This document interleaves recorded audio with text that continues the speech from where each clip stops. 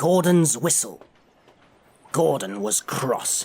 "Why should Henry have a new shape?" he grumbled. "A shape good enough for me is good enough for him.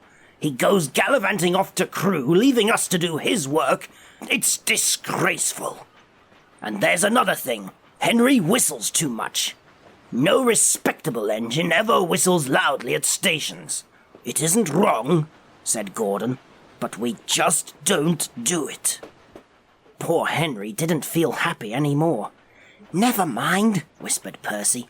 "I'm glad you are home again. I like your whistling." "Goodbye, Henry," called Gordon next morning as he left the shed. "We are glad to have you with us again, but be sure and remember what I said about whistling."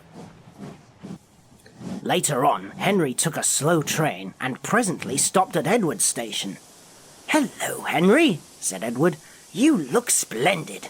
I was pleased to hear your happy whistle yesterday." "Thank you, Edward," smiled Henry. "Shh, shh. Can you hear something?" Edward listened. Far away, but getting louder and louder, was the sound of an engine's whistle. "It sounds like Gordon," said Edward, "and it ought to be Gordon. But Gordon never whistles like that." It was Gordon. He came rushing down the hill at a tremendous rate. He didn't look at Henry, and he didn't look at Edward. He was purple in the boiler and whistling fit to burst. He screamed through the station and disappeared. "Well," said Edward, looking at Henry. "It isn't wrong," chuckled Henry, "but we just don't do it."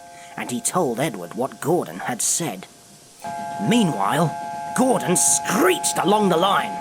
People came out of their houses, air raid sirens started, 5 fire brigades got ready to go out, horses upset their carts, and old ladies dropped their parcels.